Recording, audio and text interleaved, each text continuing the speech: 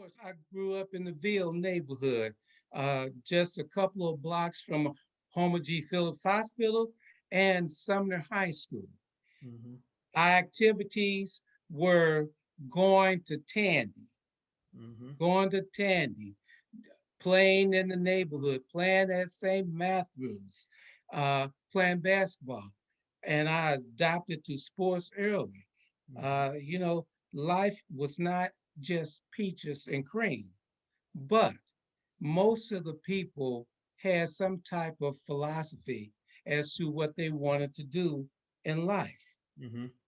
So it was difficult, but our parents, we had the guidance of our parents, uh, letting us know you have this to do and you have this to do. Mm-hmm. And one of the things that my parents always told me was anytime is the right time to do the right thing. Mm-hmm. So, so that was always focused in our mind.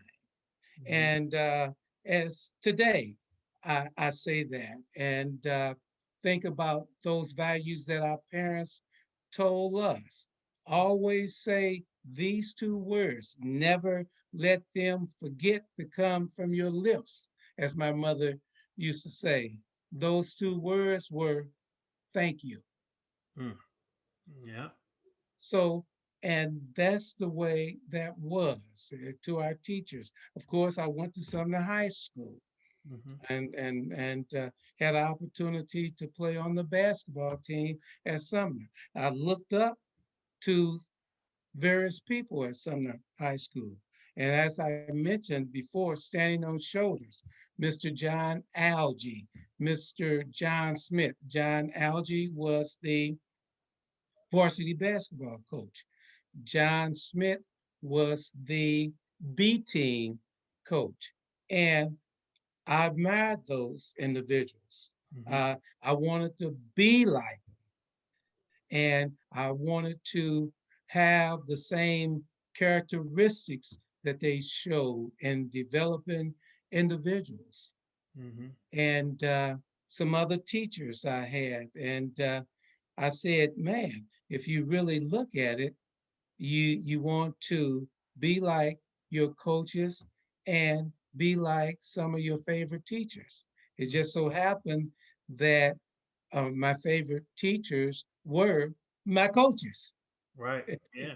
Now we kind of I look at coaching as it's an extension of the classroom, and it's funny that you say that because growing up, that's kind of how I always looked at things too. Is just like you want to inspire to be like the people that you're around the most, and if you're around your coaches a lot, you want to try to inspire to be like those men because they're going to put you in, hopefully they'll put you in a situation to where you can be successful. So even just thinking about that, so when you let's talk about Sumner just for a second. So you lived in the Ville area, and so going into Sumner, did you have any type of expectations as far as, okay, this is a legendary school that of the time it's like a who's who of what we look at as famous people throughout St. Louis, but it was a hub of just like a lot of great minds in the community. So can you just speak on that just a little bit to talk about what was it like at Sumner growing up? It was absolutely fantastic. I couldn't wait, just like most of my classmates and the other students. You couldn't wait to go to Sumner High School. I went from Simmons to Turner Middle to Sumner High School, the oldest Black high school west of the Mississippi.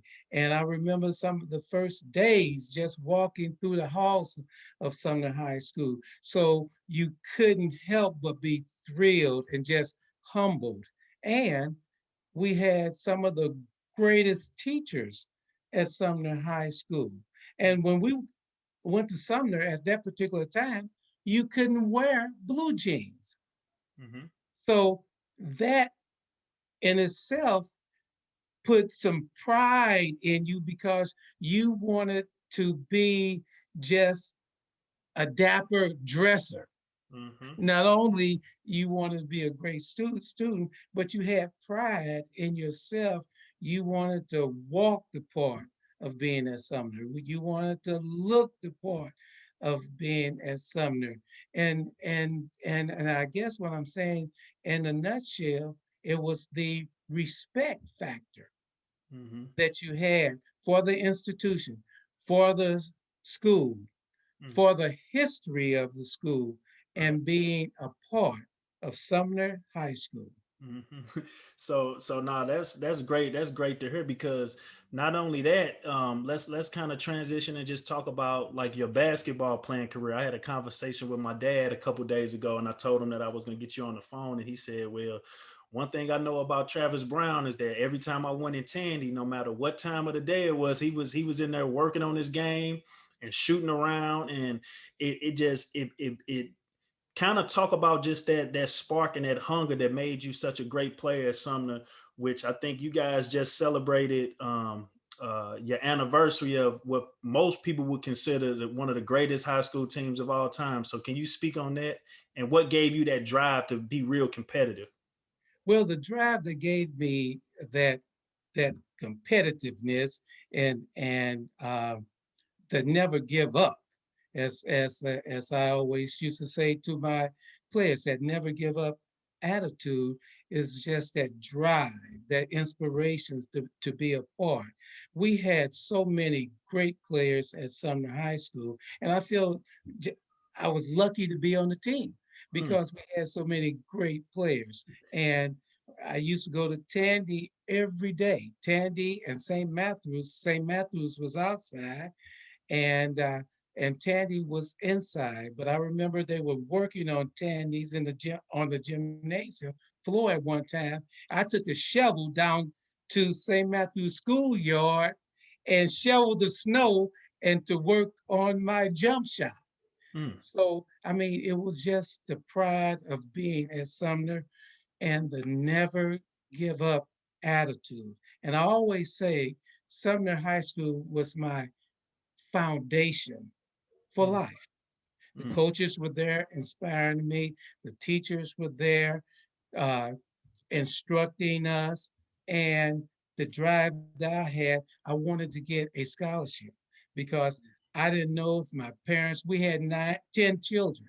I mm, didn't know if my parents had enough money to send me to college. I always wanted to go to college, but my determination was to get a scholarship in the game that I love, basketball. mhm, And that happened. But I also had the notion that if I did not receive an athletic scholarship, that I had the determination and the fortitude that I was going to college anyway. mhm. But I don't want to just say me, because most of the students in that era had that Right. determination Hmm. to want to improve themselves.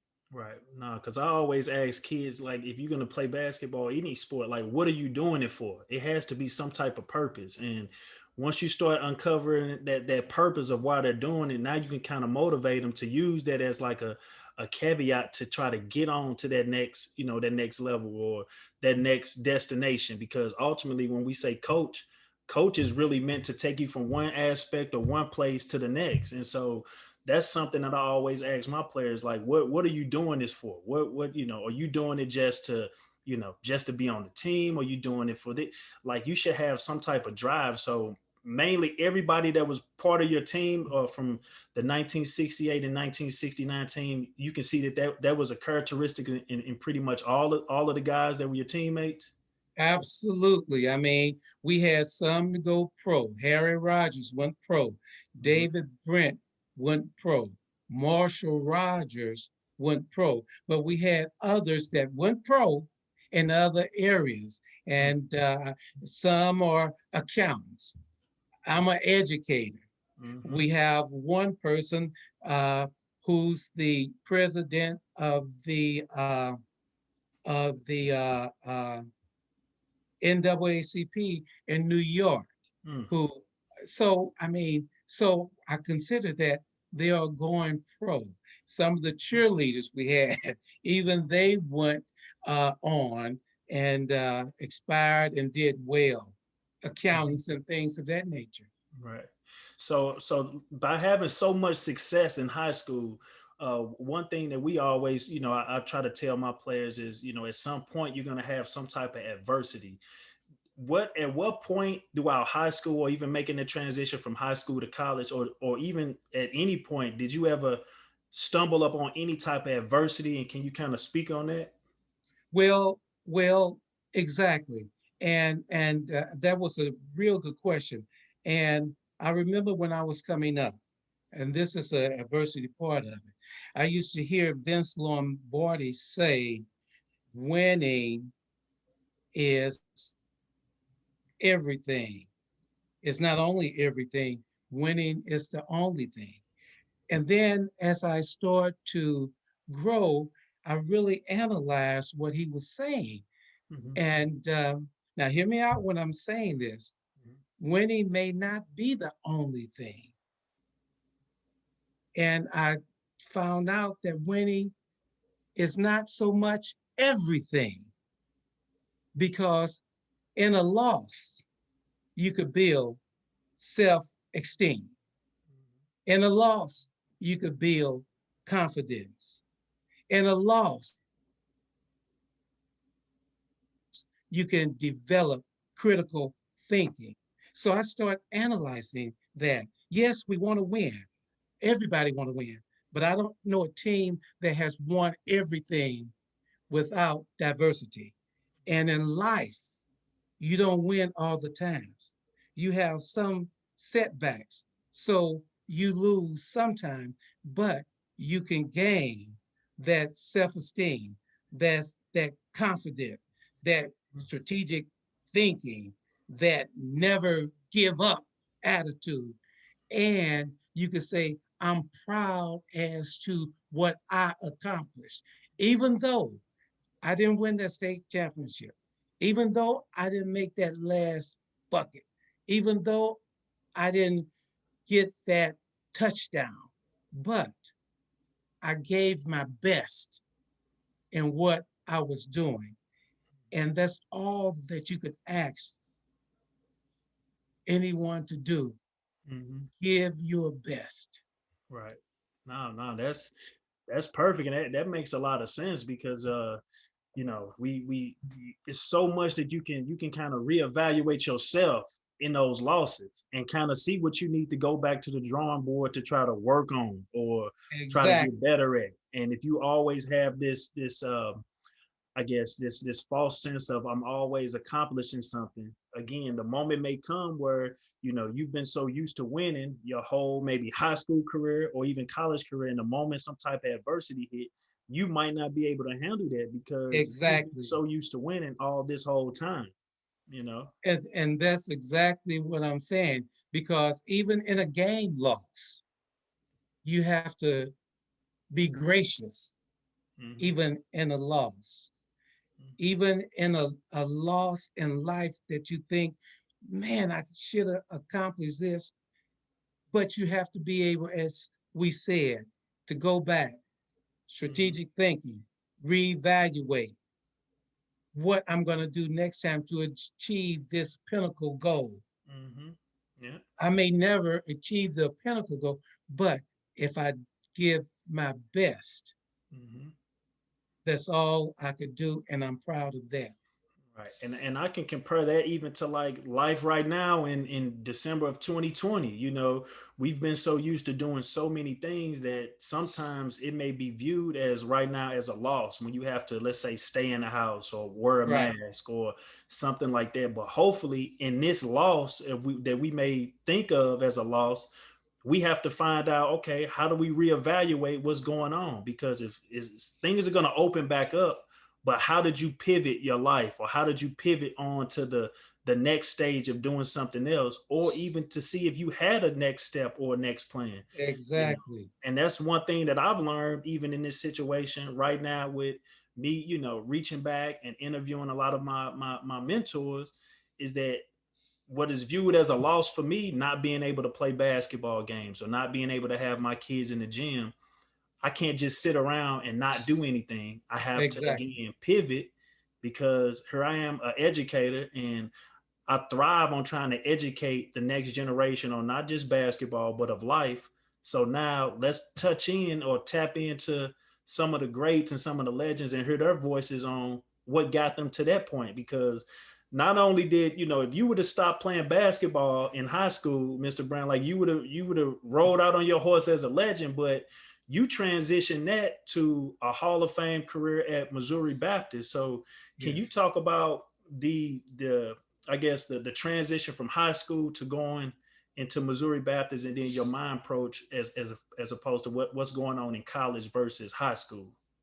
Well, one of the things that I just want to echo this, and I'll talk about this later, is especially for the athletes, to make sure that you are student athletes.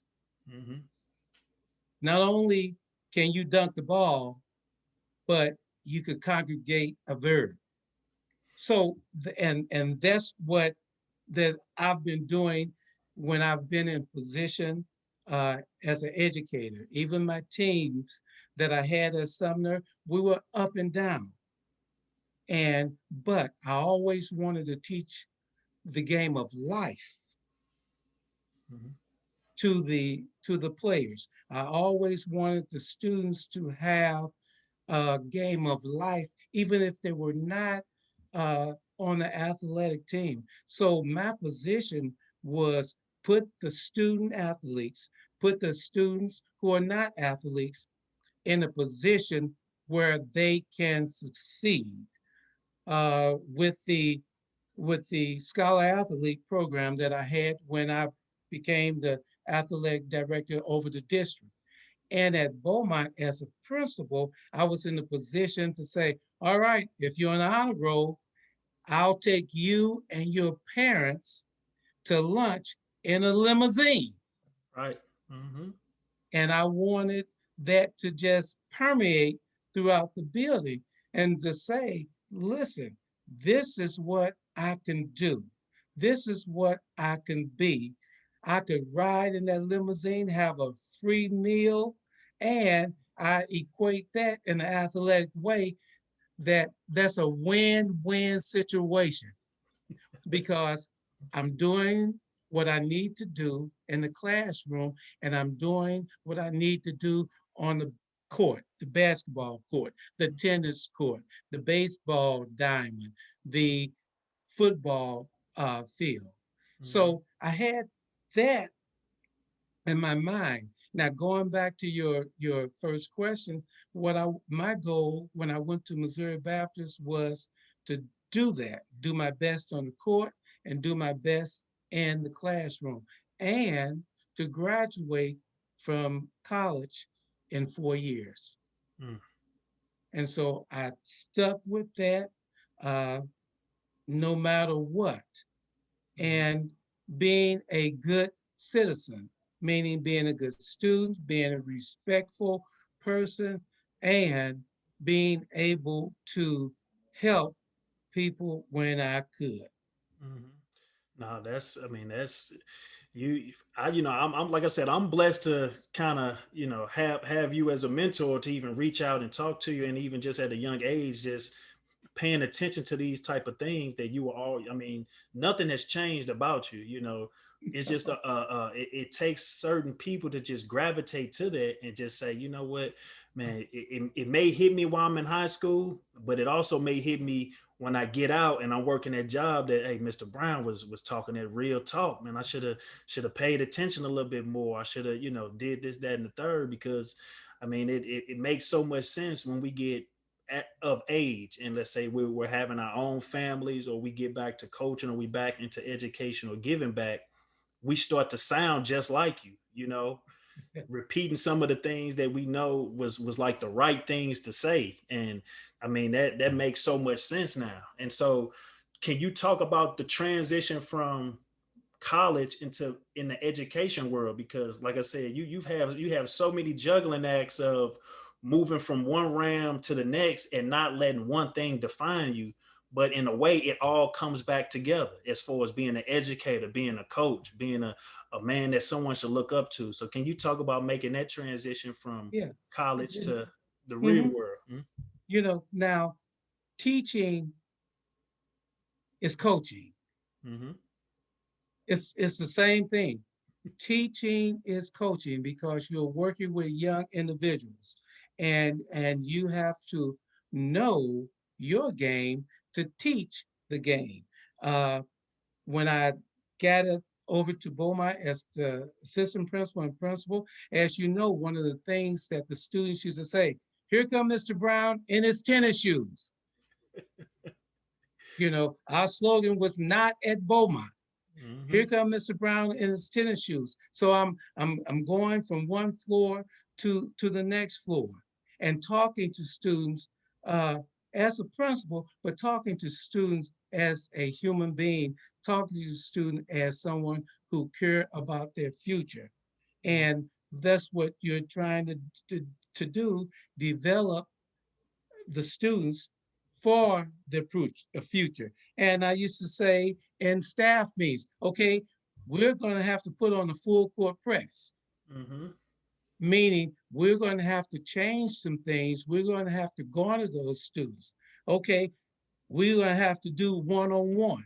That's we have to go over to the students' homes, which we did.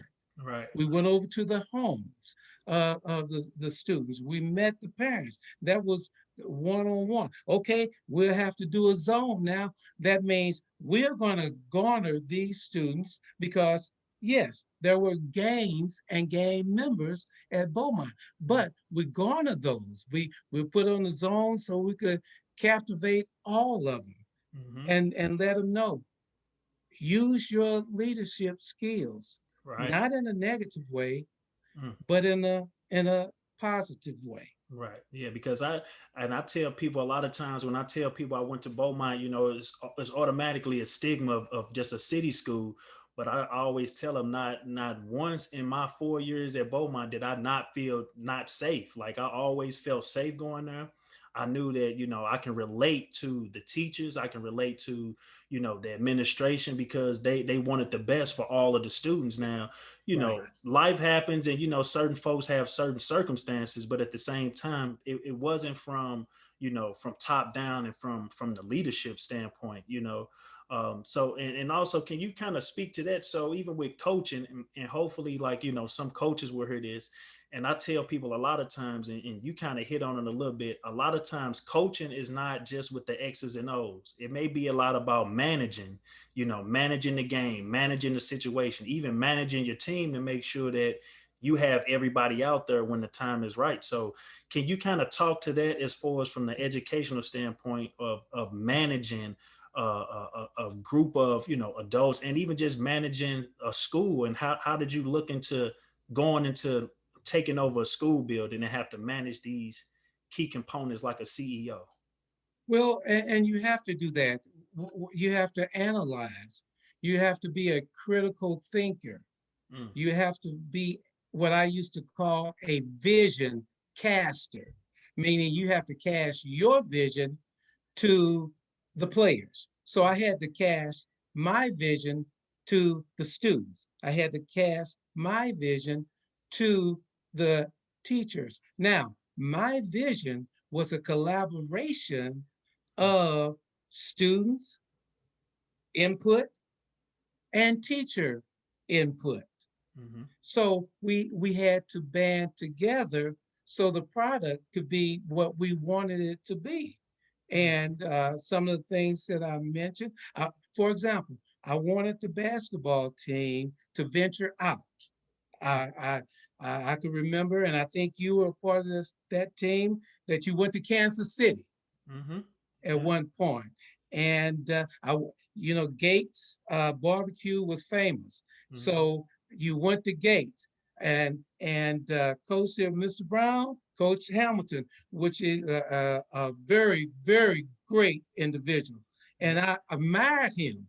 I always admired him, and I still do on this day admire him. The Miss Hendricks and my part of my administrative team, but we were one. We were one. And I remember Gates Barbecue and Barrett Hamilton said, well, Mr. Bryan is going to cost a lot. I said, don't worry about it. Mm, I want the students to get that experience. yeah. Mm-hmm. The limousine rides for the honor students. I wanted them to get that experience. You can achieve, and here's a reward. Uh, they were very proud. They had their shirts on, and I'll never forget this. And I'll say this all the time.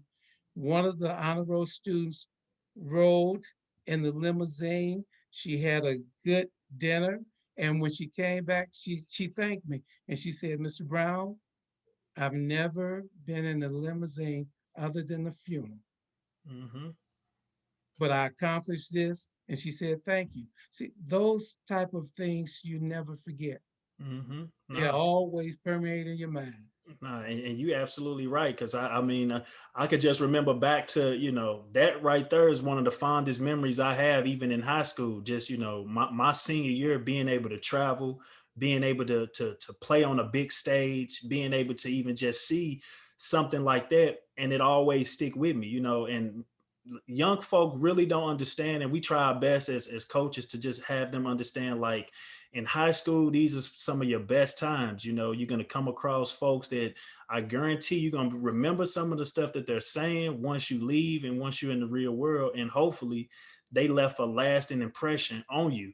And I mean, that's just amazing. Just hearing the part of, like you're saying, just being a visionary.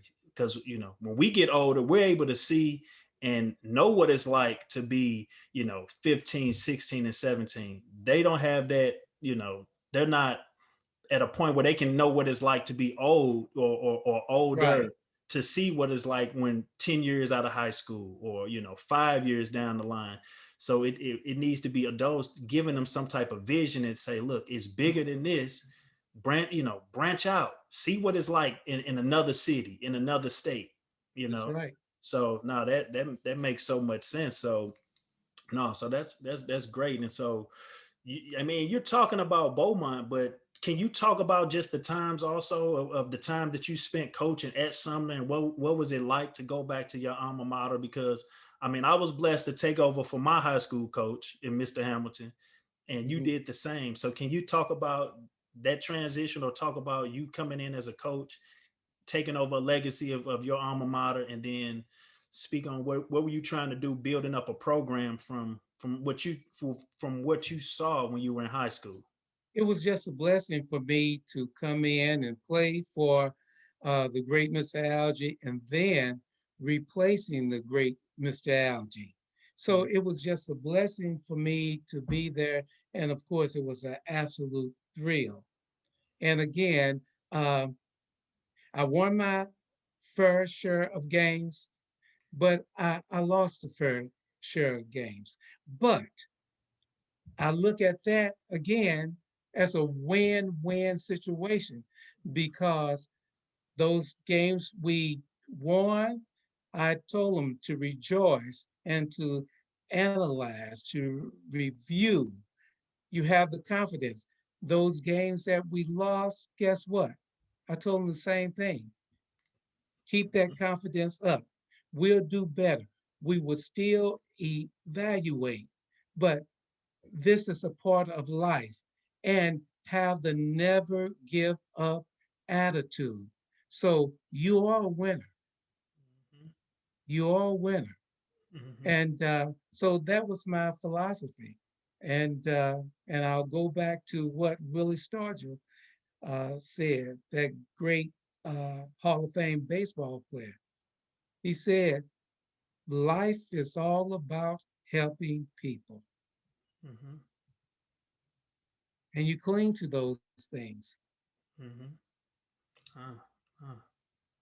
And so who would have thought that I would have, when I was coming up and over Tandy's and Mr. Algie would walk in the gym, or when I had a tour at Sumner, and when I was in eighth grade going into the ninth grade, and he introduced himself as Mr. Algie and the basketball coach, who would have ever thought that I would be the one to walk in his shoes as a coach. And I rewarded him as well because my first assistant coach, Mr. Algie, retired from the basketball coaching, but he didn't leave until the next year. Mhm. And I hired him and Harry Rogers as my first coaches, Mm. assistant Nah. coaches. Wow, that's man, that's to have that, that comfort and that wisdom to stay with you in to a degree. And that's why, like I said, to this day, I reach out to you, I reach out to Mr. Hamilton, just to, it's something about just making sure that you have like that support behind you no matter what. And it's kind of like a passing of the torch. Like you just want so bad to make sure that, look, I'm upholding you guys' legacy, and I want to do it, and I want to make you guys proud. So was that the thought process and making sure that you had your teammate and your high school coach with you when you first started off? Exactly, exactly. And it was more or less for Mr. Algie a reward to say, listen, I certainly appreciate what Mm, you've done for me. Now, I do that with students as well, because there are times, and you are a recipient of this. I would text you and say, Happy holidays. mm-hmm. Yeah. So I think it's like a spiral. And we're doing an example of that. A Mm-hmm. spiral goes up and around. Right. Now, I touched your life when you was in high school Mm-hmm. and when you went to college. Mm-hmm. And you are touching, and we are touching our lives now. Mm-hmm. And I try to make that connection. I still have that picture of you and your family, Yeah. and you gave me that couple of years back. Mm-hmm. Yeah. And I still text you and say happy holidays or All right. happy Thanksgiving and Mm-hmm. things of that nature. And I do that with a lot of my players and a lot of my teachers because I want people to know that it's not just about working with someone a short period of time. Right. It's about being able to relate and to have that person in your heart. Mm-hmm. Yeah. Yeah. And you speak on something real important, and even just, like I said, just you have a Hall of Fame. You were inducted to the Missouri Sports Hall of Fame. You own so many, has so many accomplishments throughout the sport world here in Missouri.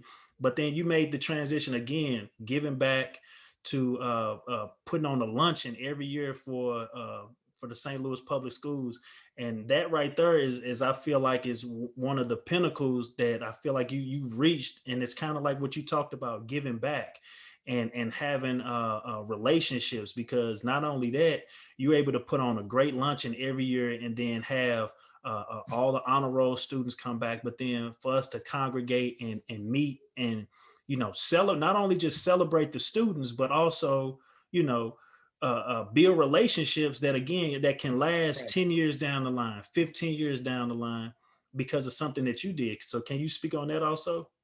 Yeah, I developed that in 2011. Mm-hmm. And it was an offspring as to what I used to do at Beaumont High School when I used to have the limousine rides and the parents invited to a lunch. And the lunch was not at Beaumont, as you recall. We always found a space, a place to have it other than at Beaumont High School. And so when I became the district athletic director, I said, now here's an opportunity for me not to just only to affect the one school as I did at Beaumont, but a group Mm-hmm. of individuals, all the schools. And that's what we did. We did not exclude any school. Mm-hmm. All the schools were invited, and we honored and celebrated. And I had some speakers. We had a offspin of that I used to call beyond the playing field, where I used to go and talk to the counselors and give the counselors information as it relates to what are the courses that you have to get in a Division I institution. What are the courses and grade point you need at a JUCO? What just what were the things that you needed to have to go on to college for those athletes, and had speakers to come in as well. And of course, the pandemic, we didn't have it last year, but from the beginning to the end with the Scholar Athlete Program, we awarded or celebrated 3,612 individuals. Mm. Yep, yep. That's, like I said, that's just amazing, and for something for a student to look forward to. And it was always about, motivating them to not just settle for just that. It was something that the students always talked about. It's like, no matter what, like, I'm at a 3.0 now, you got to be at that 3.25, or you're not. Right. So now they gotta work a little extra harder, study a little bit more, because that's something that is kind of like what you said, like steel sharpens steel. If they know that a friend at another school is going to be invited to their lunch, you didn't want to not be the student that was not going to participate in it. So it made you work even harder. That's correct. Mm. And that program will continue after the pandemic when it becomes a little more normal as Mm. well. So you I mean, like I said, Mr. Brown, like you have so this sheet is long just about your bio of things that you've have accomplished. But not only that, well, you setting the mark for the St. Louis Public School, you also were able to become the president of the Missouri State Athletic Association. So can you talk about that transition? Because I mean, it seems like you're making so many different moves and transitions throughout education, and for someone hearing this, again, it's going to inspire them to try to do these things. And so I just want to know the thought process from becoming just a coach to educator, and to making that transition to being the president of our state governing body of athletics. And that again was a thrill uh, to me, because you had an opportunity to hear what was going on. You had an opportunity firsthand to be able to make those decisions. For example, when I was president, I was vice president in 29 and 2010 and 2011, I was president. And then during that particular time, the concussion Right. Talk about that. Yeah, that was. situation came up. So we had to put things in order to deal with that concussion in the high schools and in the youth programs Mhm. that is not a part of Misha, as it called. So that was a thrill in itself, in going out and speaking to individual schools, speaking to individual organizations at those what we call those meetings, all over those state meetings all over. So we had to put some things in place. But now I want to make sure this is echoed in this interview. Uh, as a president, I was not, we had a group. I was not the only person. Uh, when I developed the Scholar Athlete Program, again, I had to get a team approach. And so there were individuals that I had to garner to make sure this happened. Because every time I talk about the Scholar Athlete Program, I have to talk about Linda Rikus. I Right. have to talk about Patrick Wallace. I have to talk about Richard Gaines. And I have to mention the superintendent, Mhm. uh, Dr. Kevin Adams. So I just have to, out of respect, No doubt. talk about those people as well, giving me that platform and letting me make all the decisions about that with the help. Right. of those individuals, and Kerwin, Dr. Kerry Erhan, with the Missouri State High School Activities Association, uh, being the director of the program, and me being the board president. So it was a collective effort Mm-hmm. in both of those uh, events. Mm-hmm. But that concussion, we had to put things in place. We had to do it rather quickly Mm-hmm. because those concussions were happening. Right. Yeah. So, and I thought that was a real thrill. And of course, later on, the governor signed and put it into effect, which is in effect now.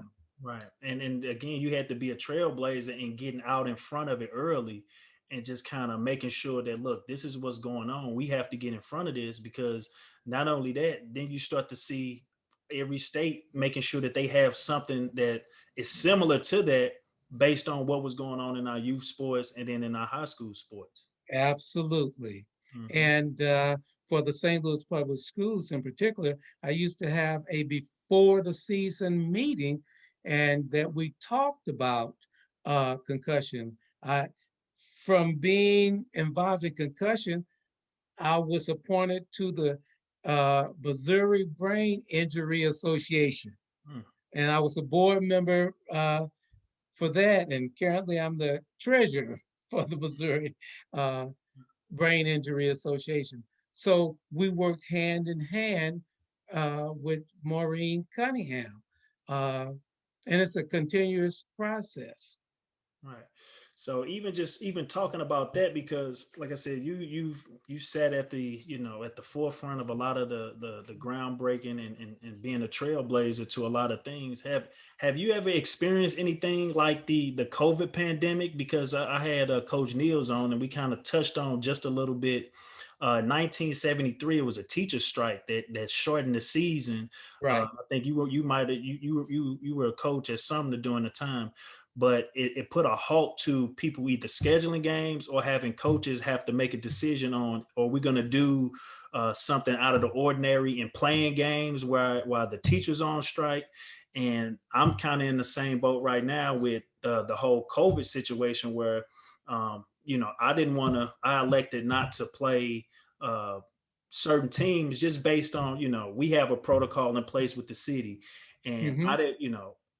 I didn't want to jump out there and start playing games until I started seeing a little bit more information being developed on what we were going to do. So, have you ever seen anything like this with COVID versus your time coaching? Well, and there was a teacher strike, and I believe 72, 73. I wasn't coaching at that particular time, but in 79, Okay. I was coaching, and there was a teacher's strike. Okay. So we were faced to play or not to play. And most, if not all, the coaches, we we respected this strike. But near the end, uh, we began playing. Mm-hmm. We began playing, and we had meetings with the teachers unions as well. Mm-hmm. And so they were okay with it. And one of the first games back uh, was that I played Marvin at at Forest Park. Okay, okay. Yeah, we It, played it couldn't at, be at on the St. Louis public grounds. You went to a yeah, neutral location. Okay. we played, and that put a damper uh, uh, to most teams. We had a very abbreviated schedule. We had 5 league games, and uh, uh, I tied with McKinley at that time. We were both 5-0, so we were co-champs of the league in the 79 season. But that was something that we had to talk about, and the coaches did. And one thing I can say about the coaches in the PHL, even though we were competitive with one another, we still talked to one another, Mm-hmm. and uh, we shared information with one another. And that particular year, I remember going over Marvin's house, Mm-hmm. and I was playing St. Louis University High School, and went over to Marvin's house, and we sat down and talked. I talked to Jim Gant. Uh, uh, uh, Something was going on with the gym uh, uh, at Sumner. The Okay. floor, we didn't have a play to Mm-hmm. play, but I went down to Vashon and practice. So we were competitive with one another, but uh, we did band together Right. as well. And I think we have to do that a little bit more. And I mean, I'm in a private institution, but deep down inside, I got PHL all through my veins, and I really want to see it flourish, Mhm. to just make it better for just the whole city in a whole. What are your thoughts on just the fact of hearing the notion that Sumner may close, or it's something that's we constantly hear that, but what can be done, or just through your eyes? I mean, what do you see that could happen to is it something that business owners in the city could do? Is it something that universities can band together to make things a little bit more I guess helpful for St. Louis City schools? I mean, what are your thoughts on that? Well, my thoughts, obviously, with the love I have for Sumner, I hope it does not close. Hmm. I do understand the time. The Right. times are different. Hmm. I do understand enrollment. Hmm. I do understand financial burdens. Hmm. Uh, but I don't have a one strategic uh, method, or I could, or one strategic move I could say, or statement I could say Hmm. to help it, because I think there should be a multitude of ways, but I hope it does not close.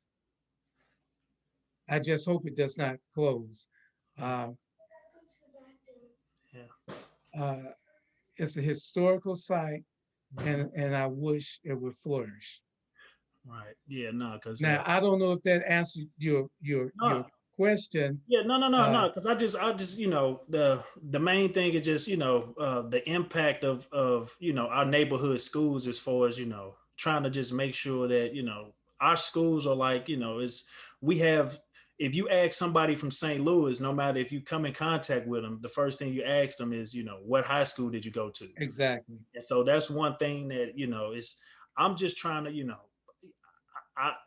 I want to educate myself more on the things that we would need to do to try to help schools out, and not just Sumner, but just any other school that may come across like that. Because again, I Hmm. you know I heard Farragut Elementary is one that I graduated from Farragut, and we have such a connection to these schools that it's just kind of like it's heartbreaking and like a punch in the gut even when we hear those things. But again, this is a new day. This is a new time. These schools were built and made to house a big number of students, and it's not enough students in the in certain school districts or in the area to even house a lot of those students. So I just want to, like I said, just talk with people who are more knowledgeable about the situation for me to get a better understanding of what needs to happen. Yeah, and again, I totally understand the implications behind it, but I just hope we could come up with something to retain Hmm. Sumner High School. Right. No, man. So no, that's pretty much what what I kind of wanted to hit on. What are some of the things that you're doing to kind of stay positive during these times right here? Because again, we're just in a situation where we're not able to move around. I know one thing that I will be doing around this time is scouting games, getting out, watching games. Um, uh, Mental health is a big thing for a lot of us Exactly. around this time. With it being the holidays, or having to be not cooped up, but just having to have our lifestyle kind of altered. What are some of the things that you're doing to kind of stay positive? Are you working out more? Or you walking? Like, well, what is Mr. Brown doing nowadays? Well, I am walking, and I'm not working out like I should, but I do work out. Now, I was at the doctor last Wednesday and we talked about my workout, and I'm going to change that workout. That workout was eating. so I might, so I'm gonna have to change that workout. Yeah. But I watch TV more. I read more, and then I really do just kind of stay in, and I try to reach out to people and talk to individuals to make sure that they are just not bored. Right. But that's what I'm doing, and reading more. I still teach a class at the university that ended in October, but Mhm. I'll teach again in January, and we do have person to person. We take all the precautionary measures, Right. and the classes are very limited. I Okay. mean, we may have only 15 people in class, Hmm. and the classes are large enough where we have the guidelines in place. Hmm. So that'll keep me a little busy. You know, and watch the games. I saw Kentucky Yeah. and uh, Carolina. North Carolina yesterday. Saw the football games, Alabama and Florida. So I'm spending a lot of time watching more TV, and I am going to spend more time doing sit-ups and Nah, and pushing away from the table. You said pushing that's the away the workout right table. there. And that's yeah, and sometimes it's hard to do, but I have my mind made up Mhm. uh, that I'm going to do that. Yeah. But I tell you what, I'm very appreciative and proud Hmm. of you. I followed your career, Hmm. and and I, uh, you'd be surprised of the students that who call me to just say, Mr. Brown, how you doing? And I mean, you'd be surprised. I told you I still have those pictures you gave me of your Right. family. You may not know this. I know as SIU, you was on the cover of The program. huh? Of Yeah. the program. You know how I know? Huh? Because I have See? it. You gave it to me. You may not remember, but and I keep those things. Hmm. I keep those things because I reminisce and I said, remember when? Because I'm under the impression that all of my students one day are going to be great.